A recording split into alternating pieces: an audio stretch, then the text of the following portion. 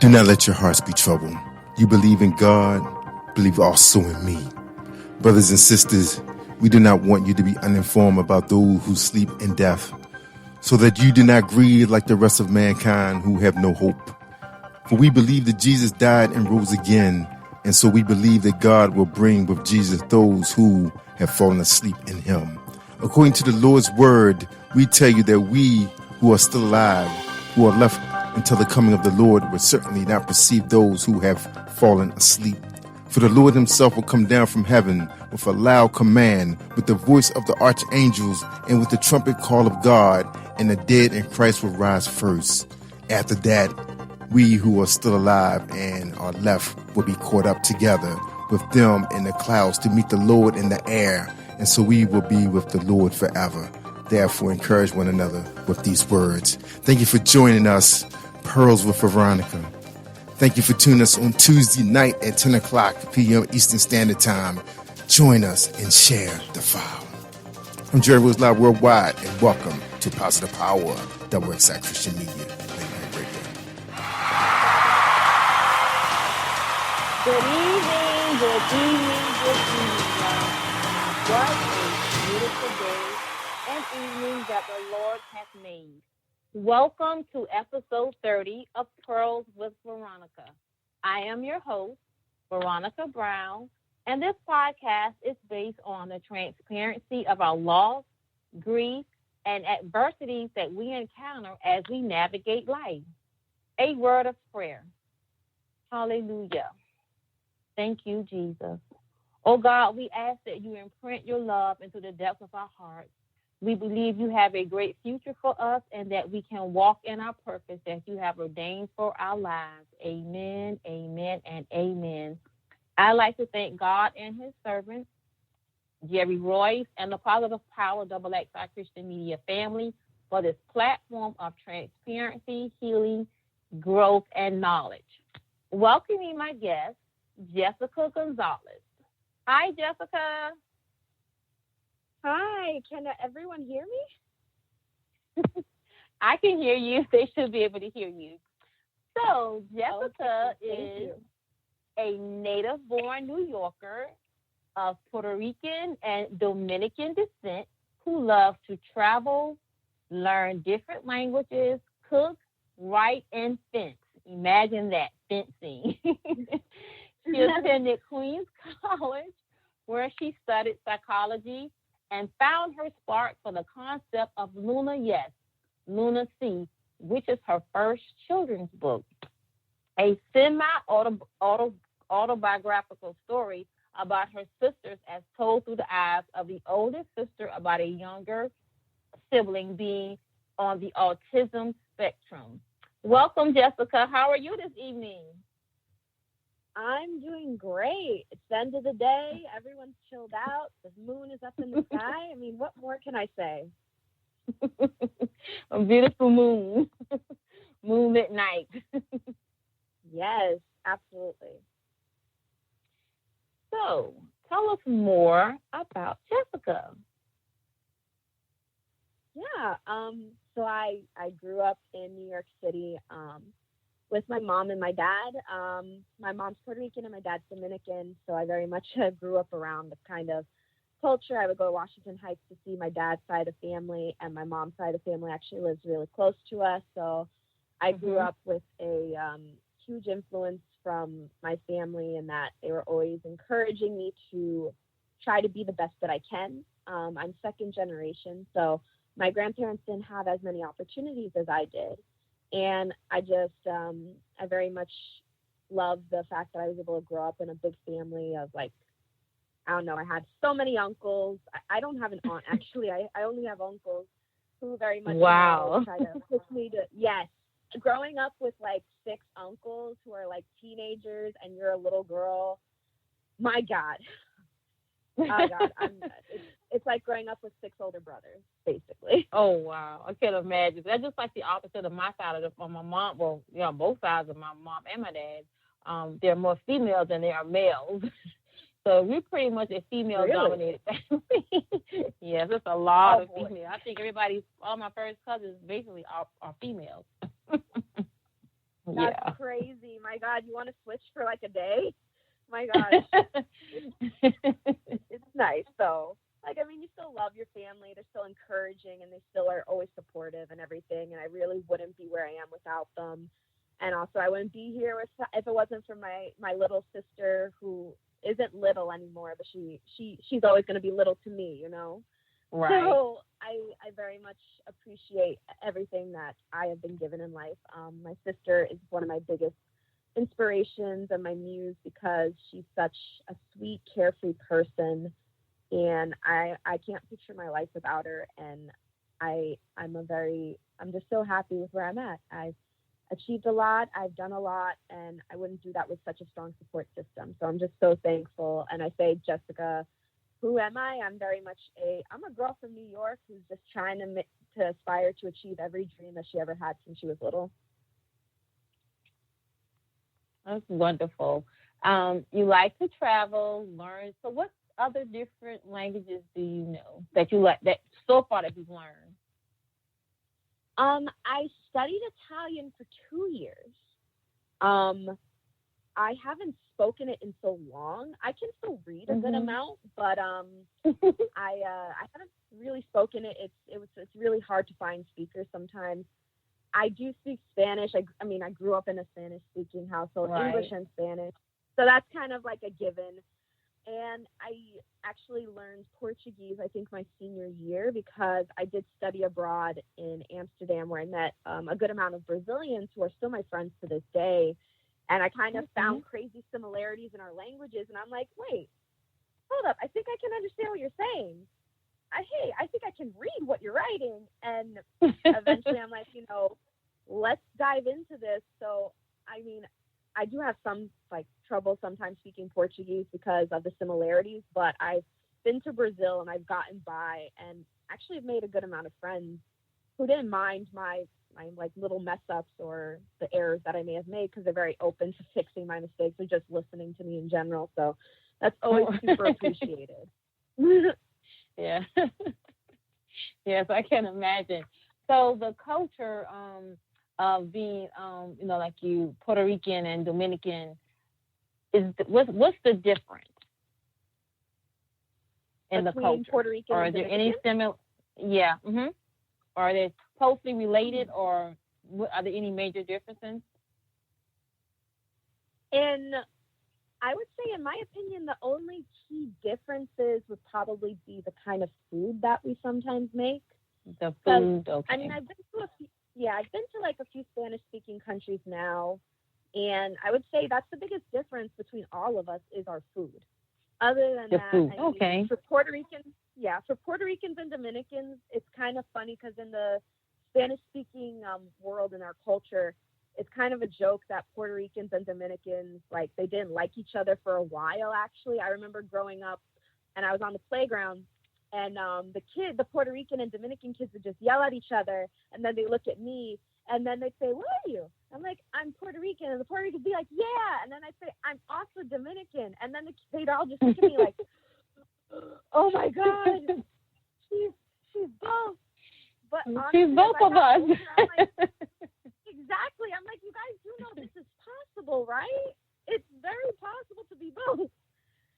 So it was weird growing up, but eventually everyone's just like, yeah, cool, whatever, because some Spanish-speaking countries have, beef between each other from, history. I know Chile and Peru have their issues. I have friends in Chile and Peru who talk about it. But Puerto Ricans and Dominicans, it was just, who can dance better, who has better food, or who looks better. And okay. I asked my friends in South America, I'm like, what do you guys think about this? They're like, why are you guys fighting? They joke around. They're like, dang, y'all are fighting over that? That's nothing. And I mean, right now it's nothing. I mean, growing up was definitely weird at times, but as I got older, people were just like, yeah, it's whatever. And in my opinion, the whole rivalry was always dumb too, but that's my opinion. Yeah. And you stated that your youngest sister has been your inspiration, and is the why you do what you do for autism. I know you stated that she was diagnosed at 1. I know sometimes it takes them a little longer to diagnose a child as autistic, but I believe now with current, you know, procedures and processes that they go through, it can diagnose a little quicker and a little easier now. How did her diagnosis, or and her going through her autistic stages, affect your family? I know you all probably showed a lot of love and didn't treat her any different. No. I would say, so this, if we're going back to that was in 2004, actually. So we're going way far back. Boy, I feel old, man.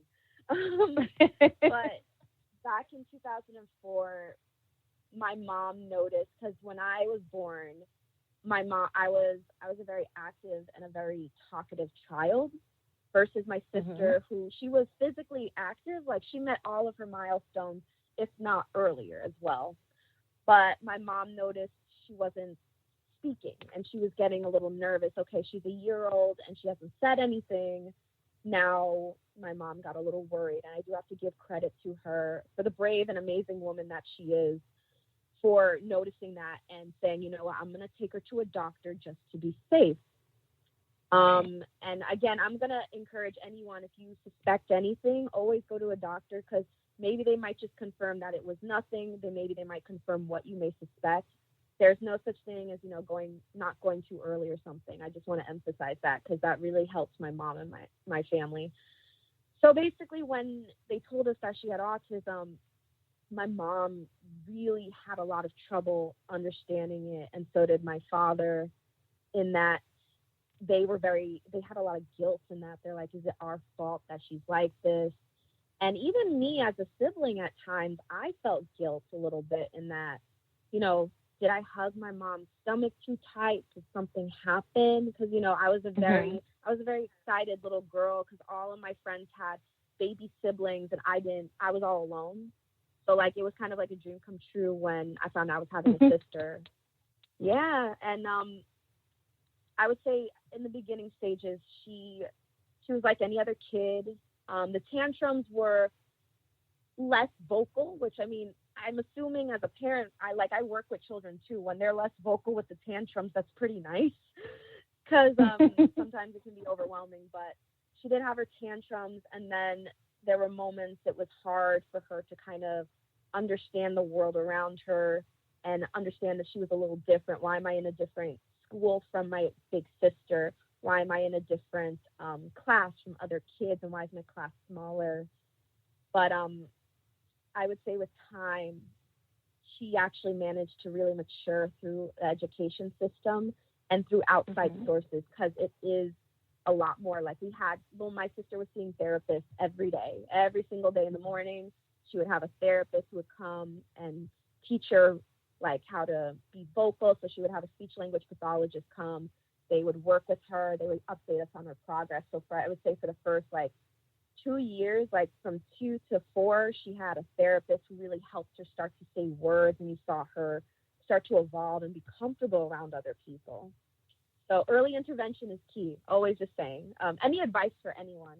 And I would say sometimes it would be uncomfortable to have the conversation with other people, because, mind you, back in the early 2000s, we weren't really talking about disabilities or anything like that. We didn't know how to approach these things. So sometimes it felt like we had to say, oh, she's just a little silly. Oh, she's just a little different.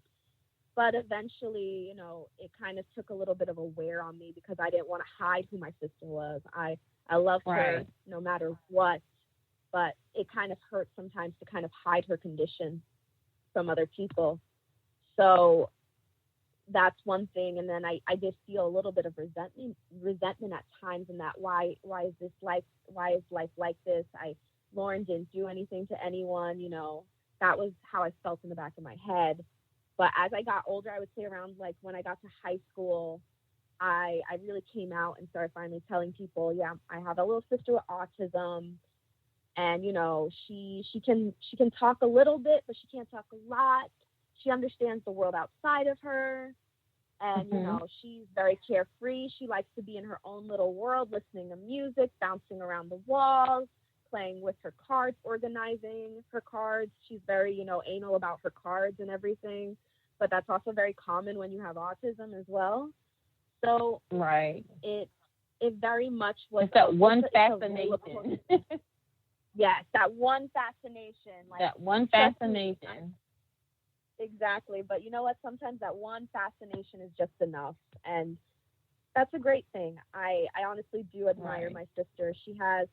She's so content with having just love around her and having a carefree life of just happiness and everything. And I feel like sometimes I strive super hard to try to do a lot and everything. And sometimes I realize I need to slow down. And sometimes she's a great reminder that sometimes you need to slow down and just relax and enjoy your life.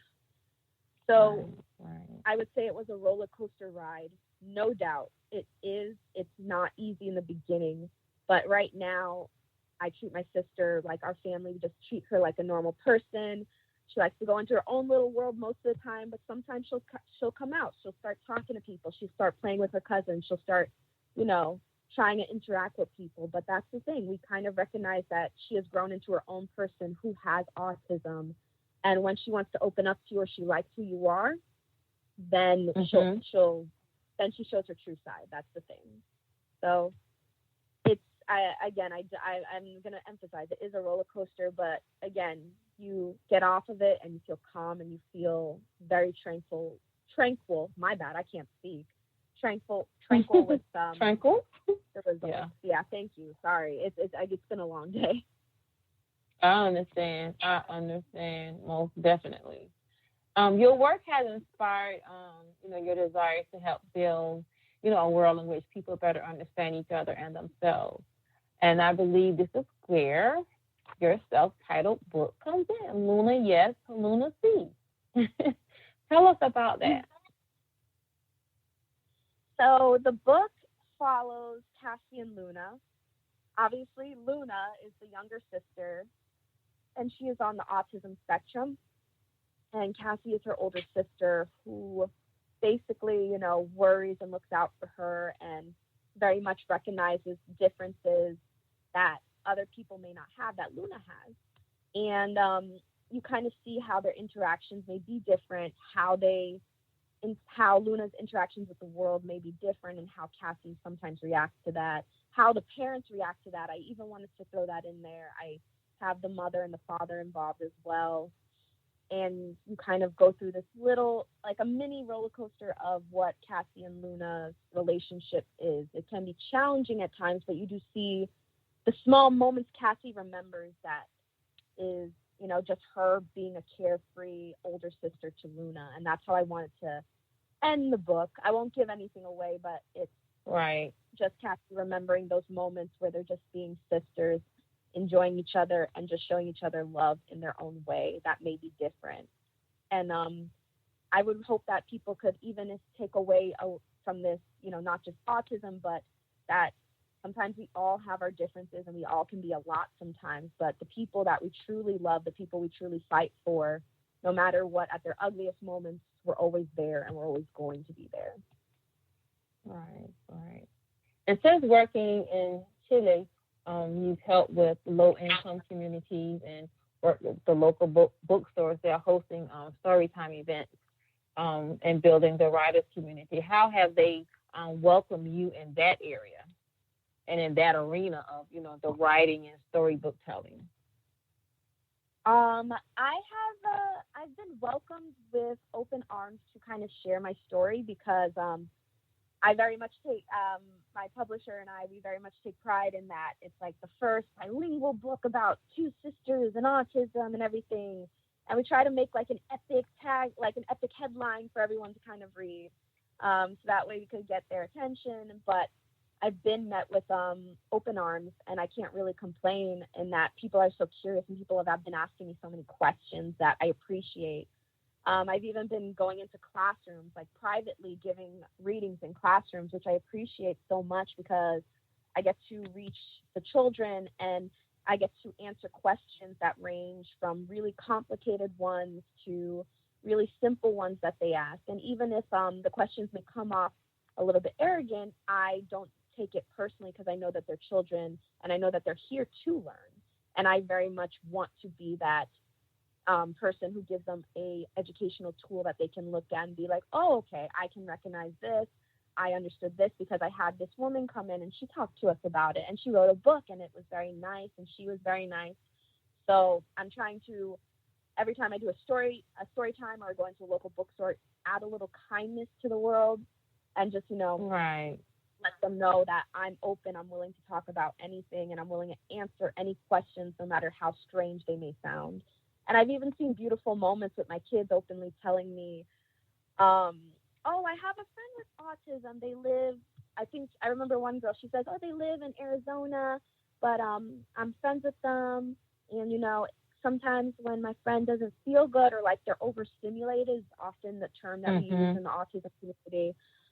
She's like, I rub their back to help them. I know that it can be a lot. And that's just the moments where I genuinely feel like my work has really paid off, when I hear these kinds of things, when I hear children just saying that they're trying to help their friend a little bit whenever they see something like this in the smallest way possible, or that they're open to talking to someone or trying to be friends with someone with autism and try to help them learn how to be social. That's kind of where I feel it in my heart that I did the right thing writing this book, because I was hesitant at a certain point. I was very afraid of sharing this, but I've gotten so much good positive feedback that I'm very happy with it. I honestly am just so proud, and so proud of the kids that I've managed to reach through this book, and also the families that I've managed to help along the way, because I have met other siblings and I have connected with other siblings who are like, oh my God, I can't wait to get this for my kids so they can understand why their uncle is a little bit different. And it just feels like it was something I was meant to do to kind of help the world a little bit, Right. Explain to us or give us certain patterns of behavior when dealing with autism. It's very common for them to be a little reserved, and that's fine. It's not all of them are reserved. Some of them can be very talkative, but they might exclude you if they don't know you from the conversation, in that they're not comfortable. They don't know you. Right. And I've experienced that, because I've also met a older boy. I think when I was 18, he was like 14, so he was not that much younger than me, and he was a total sweetheart. He was very kind to everyone, because I was interviewing at a job, and I think he didn't really make eye contact with me, but he was talking to everyone else in the room. But it was perfectly fine, because I was a stranger. And even when his mother introduced me to him, because I openly told his mom, oh, my younger sister has autism, he was very sweet in that he did say hello and did say it's nice to meet you, but he looked at the ceiling, and that's perfectly fine. So don't take eye contact personally. Don't take being excluded from the conversation personally, because that's just their comfort levels. They don't like to overstimulate. They don't like to overstimulate socially either. It's very common for them to have their little thing that they love. Like it's common for my sister to carry her cards around, because that's her thing. I mean, everyone kind of has their thing. Some people have Rubik's Cubes. They love playing with that. That's their thing. The newest thing I've been seeing with some kids who have autism is these pop-its that kids are into. Even my kids that I work with, some of them, I mean, they all don't have autism, but they're like obsessed with pop-its. That's also a new thing that these kids are into. But it's very common to have one little thing that they very much love, because it's like their safety net whenever they're in any situation outside. And that's a very good thing. Always try to make sure that they have that, because sometimes the world can be very overstimulating if they don't. I would say sometimes they can be very affectionate, and sometimes they can be very like non-affectionate and very distant. I have met a good amount of people with autism who are very affectionate, and that they'll just hug you, they'll squeeze you. They really like personal space doesn't matter to them, and it's very cute. And I have met other ones who are like, they feel more comfortable maybe writing a note or drawing a picture and then giving it to you as a way of saying, I care about you, or I appreciate you, or you're a very nice person and I think that I like you. So their ways of showing affection do very much range as well. I've basically worked with people who are a little bit more nonverbal. People who are more verbal, I haven't worked with that much, since my focus has been with people like my sister. But again, autism, I'm specifically talking about people with limited vocabulary. Just want to let people know. People who have more vocabulary may be a little bit different. So I definitely encourage people, if you are curious or you want to get to know some people with autism, know more than one person, because autism is insanely diverse. Like, there's so many different people, there's so many different forms and so many different ways that people have it, and people handle their own autism. So definitely meet people on every side of the spectrum. With Asperger's, is that part of being autistic? Yes. So I actually did study psychology when I was in Queens College, and we actually recently decided to remove Asperger's completely from our manuals that we usually get. Sorry, I haven't looked at it in a while, but I remember my professor openly said, "Oh, we removed it, and it's just in the autism spectrum now, because it used to be autism." Yeah.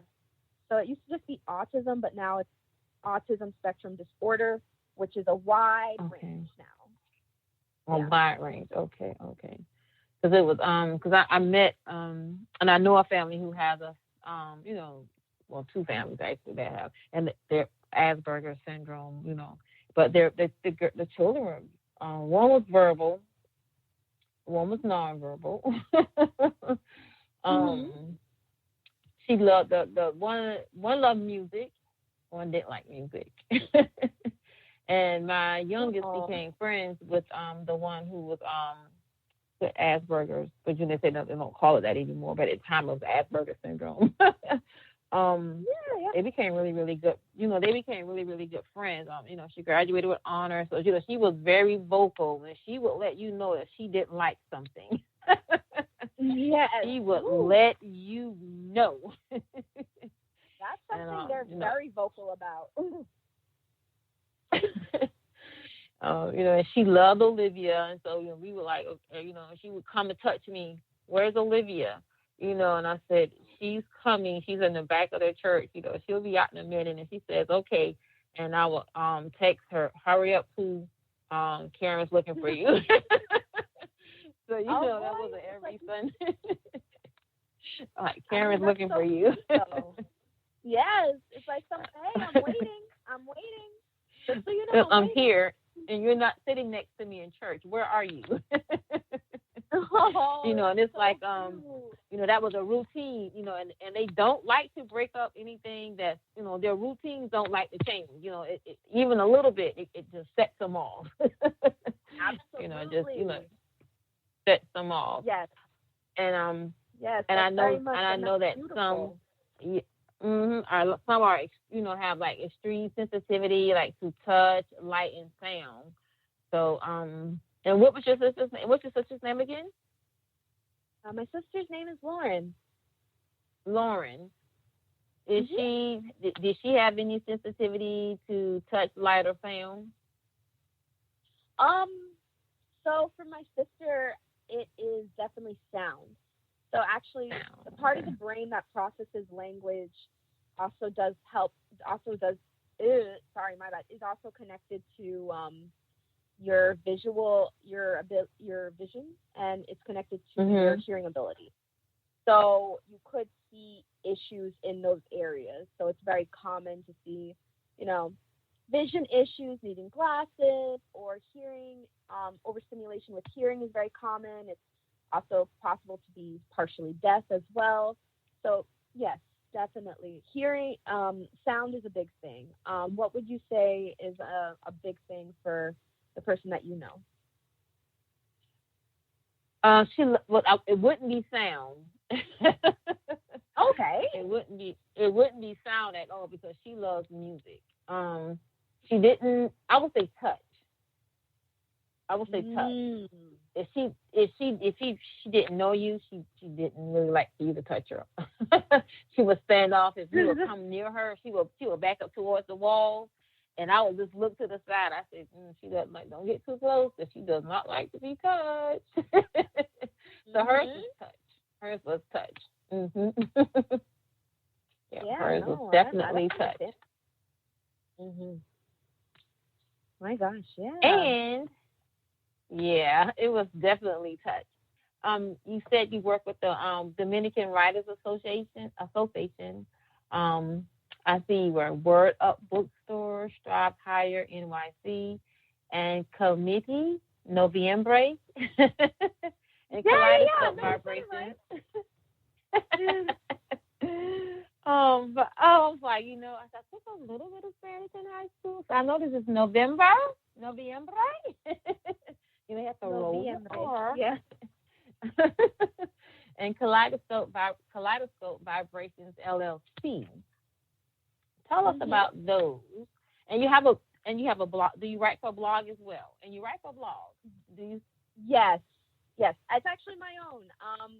Mind you, I mean, I've been working on it. I've had so much going on that I'm trying to balance. But yes, I do have a blog, and I do have, my events are on there, media appearances, and also all my future projects are also on there. If anyone wants to find out more about that or donate, possibly, feel free to check it out. I've worked with Dominican writers. When I first started, the draft for Luna Yes, Luna Si is actually the year Dominican writers started, which was kind of crazy when I think about it.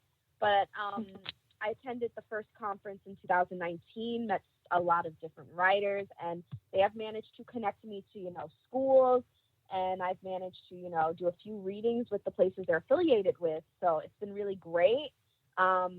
Obviously, because, the two main characters are Latinas of Hispanic background, they were very interested, and it's in Spanish as well. So it's like a way of saying, for me, putting it in Spanish was very personal because I wanted it to be accessible for my grandparents and for people of different Spanish-speaking countries. That was a big thing for me, to show, hey, I'm looking out for you guys.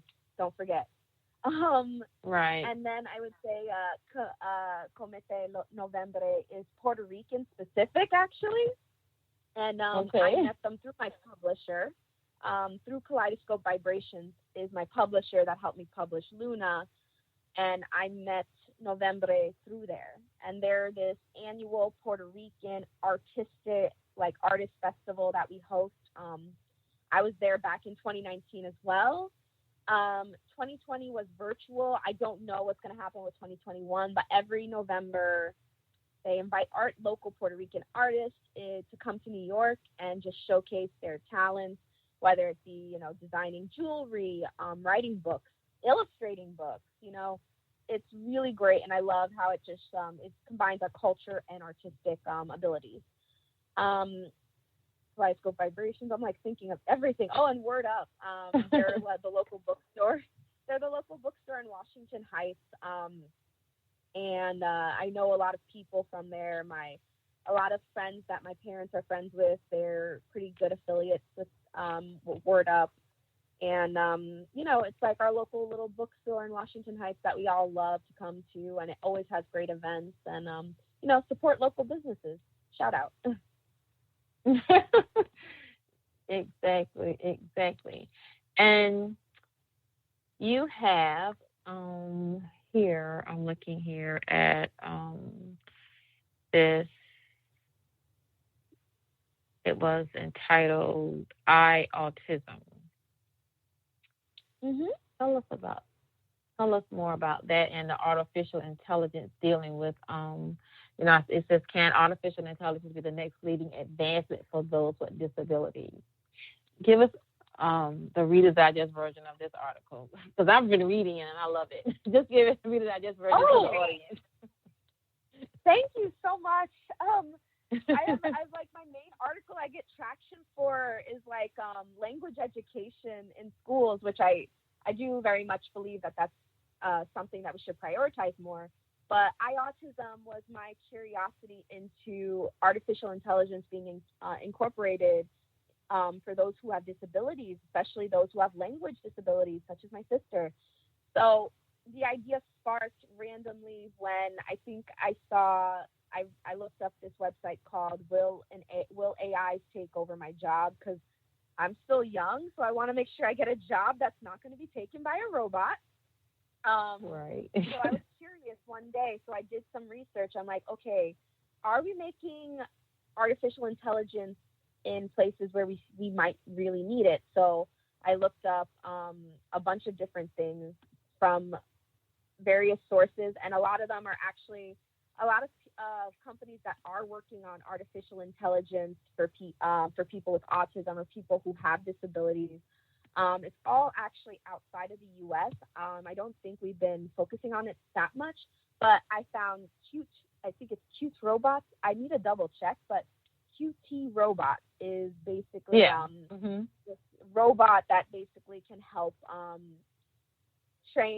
help a person with autism understand facial recognition a little bit more, because sometimes they're a little bit slower to understand someone's emotions and reactions. So they kind of help a child understand those differences.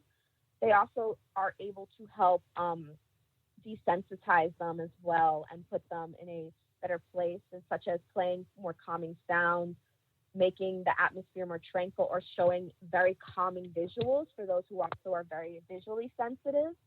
And it's pretty interesting because it's like, in my opinion, I feel like as, you know, a human being and you have someone in your life who has a disability such as autism, you always worry if you're not there, are they going to be okay? Do they need your help or something? So I think that while everyone has their own opinion on AI, and I respect it completely, I think I'm one who's a little bit more open to artificial intelligence being incorporated, because sometimes it's nice to understand that there's something that can be reliable, that can be personally designed for someone. For the child. After they, yes, that's one thing I really did like about QT Robot a lot, is that when you first initially get it, they try to study the child, and then you also try to put into their database like certain behaviors, certain triggers, hypersensitivity, all of the stuff, and they try to adjust as much as they can. So the AI is learning as they go as well to become the best version of an assistant to someone with a disability such as autism. So I personally am pretty excited to see this come up and to see it expand more. I know it's something that's relatively small. I only was able to really find like one AI that's officially on the market, but I'm pretty sure we're going to lean towards more, and more different companies are going to start investing in this. So I'm very excited to see where this is going to go. What did you know, and reading it, the most? you know, Yeah.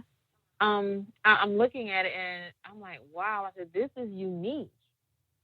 Because what I like about it, how it's designed for each child, each individual child. I'm like, wow, it like you said, it everything is put into that database about that child, and it's like a little, I won't say it's not a babysitter, but another big sister, to help them. It's like another big sister, but it's a QT robot instead. And I love.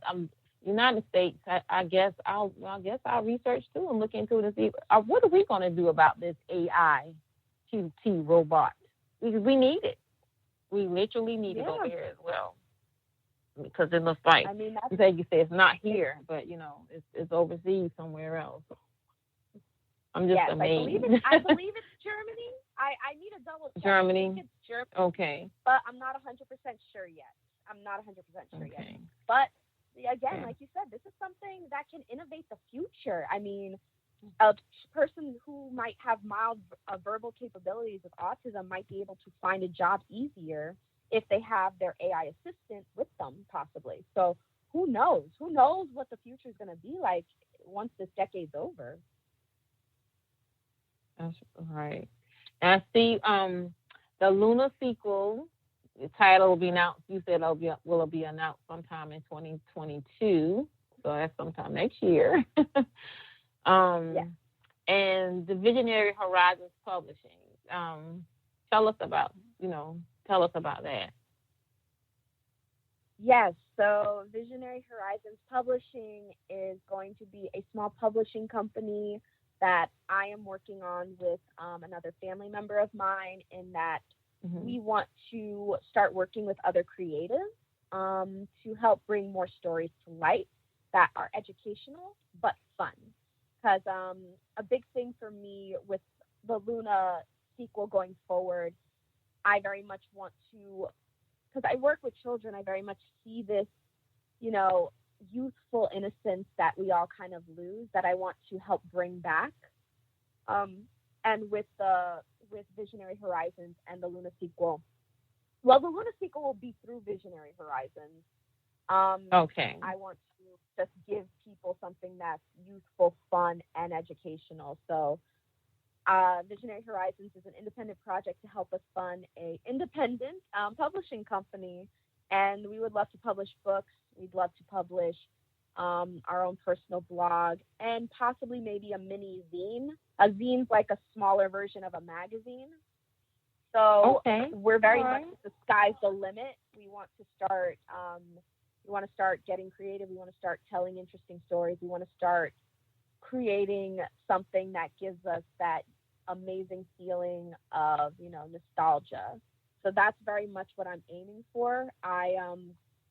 I've been actually taking my time. I've been working on the sequel for about, we're in June. I've been working on the sequel for almost a year now, actually.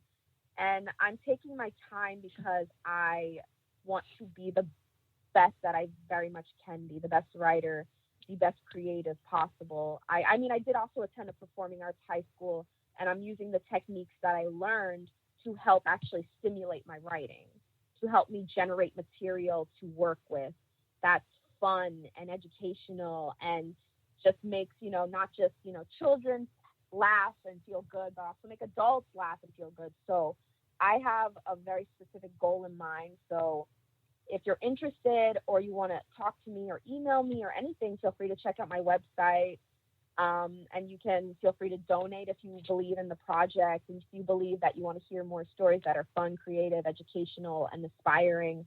That's what we're aiming to do with Visionary Horizons. And I'm very excited to take this big project on, as well as the big project of making a Luna series about, you know, kids who have special needs or who are disabled, who go on adventures and have fun. Because I think, you know, that's something we all kind of need, something to laugh at, something to cry at, something to hug someone with, you know.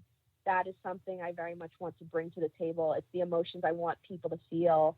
And I think that, I think with me taking my time, I can deliver that to people. So very excited. Right. You reached that. It says linguistically Linda. Yeah, it's linguistically linda in Spanish. Linda. That means linguistically. Okay. Yes. In Spanish, it actually just means linguistically beautiful. So it's wow. beautiful language. Yeah. Beautiful language. I learned something tonight. And it's all Linda, not Linda, but Linda. So it's Linda, yes, like that's how we lending. Linda. So it's like you're lending something to someone. So it's Linda. Okay. Beautiful language. Oh, I love it. I'm taking notes. I'm writing notes to the side here. I'm writing notes so that I can remember. I love it. And that the brain here is multicolored and it has comprende. It has like comprende as well. Understand, because you're always trying to understand. That's the thing that I aimed for with the logo. So in different languages, all of them are in different languages. In like, do you understand? Do you understand in Russian and Spanish? I think this person also put Hebrew, but I'm not 100% sure. My logo artist actually looked up a bunch of different languages, and I was really pleased with the results. But I wanted to put the word understand because we're always trying to understand to the best of our abilities. So I really wanted that to be on the brain. So, right. Yeah. And I want the listening audience to know that they can go to your website. It is JESSGONZY.com. They can shop because Luna C is here. And we have a tall mug and cover and tall mug. We have T-shirts. We have a scoop T-shirt. You have a travel mug, the pin and stickers, and a jigsaw puzzle, a hug puzzle, jigsaw puzzle. I see the two little girls are hugging one another here. Oh, wow. Yeah, we just released it because we're getting close to the anniversary of the book. So be sure to also follow at Linguistically Linda. I will be doing a lot of fun posts as we get closer to July 25th, the second anniversary of Luna Yes Lunacy. All right. Let our listening audience know how they can reach out to you. Yes. Okay. So on social media platforms, Facebook, Instagram, Linguistically Linda. So just basically how you spell it, and the way you spell the name Linda. But I just pronounce it Linda. I would also, I also am on Goodreads, Jessica Gonzalez. I'm on Goodreads as well if you want to follow me there. I don't really have Twitter. Fun fact, I never had a Twitter, so I don't really know that much how to work it. But definitely feel free to follow the publishing company I'm working with, which is Kaleidoscope Vibrations. And yeah, so I'm on Goodreads, LinkedIn, Jessica Gonzalez. Feel free to reach out if you want to work with me as well. I'm always super curious to know like what our educational creatives are doing out there, and I'd love to meet more. And other than that, of course, feel free to visit my website. It is Jess, Jes, Gonzy, GONZY.com, for all of my blog posts. If you want to know anything about me, you want to see some events, you want to contact me, or you also may want to be interested in purchasing any Luna gear, any Luna merch, or want to look at any future projects coming up. Okay, that is wonderful.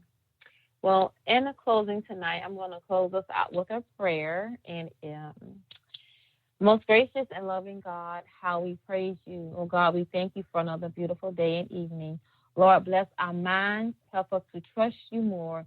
Lord, help us to love others and be pure, not boastful.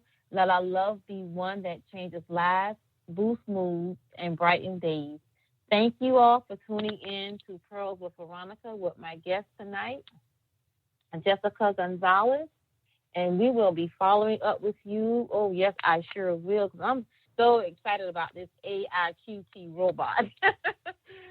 It has piqued my interest. Yes, it has. And being that my daughter is an education major, I will be asking her to take a look into this as well. Most definitely. Absolutely. And I thank you for accepting our invitation and, giving us more insight on the different, spectrums of autism. Thank you, Jerry. Thank and you. the Positive Power 21 Nation, XXI Nation, Family Media Outlet. Yep. Shout out, Jerry. Yes, absolutely. Thank you once again, Jessica. And you all, listening audience, have a wonderful evening and peaceful night's rest. Thank you all. Thank you so much. You're welcome.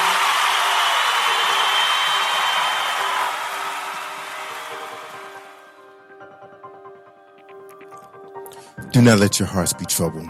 You believe in God, believe also in me. Brothers and sisters, we do not want you to be uninformed about those who sleep in death, so that you do not grieve like the rest of mankind who have no hope. For we believe that Jesus died and rose again, and so we believe that God will bring with Jesus those who have fallen asleep in him. According to the Lord's word, we tell you that we who are still alive, who are left until the coming of the Lord, will certainly not perceive those who have fallen asleep. For the Lord himself will come down from heaven with a loud command, with the voice of the archangels, and with the trumpet call of God, and the dead in Christ will rise first. After that, we who are still alive and are left will be caught up together with them in the clouds to meet the Lord in the air, and so we will be with the Lord forever. Therefore, encourage one another with these words. Thank you for joining us, Pearls with Veronica. Thank you for tuning us on Tuesday night at 10 o'clock p.m. Eastern Standard Time. Join us and share the file. I'm Jerry Rose Live Worldwide, and welcome to Positive Power, WXI Christian Media, Late Night Radio. You are listening to Jerry Royce Live Worldwide Podcast.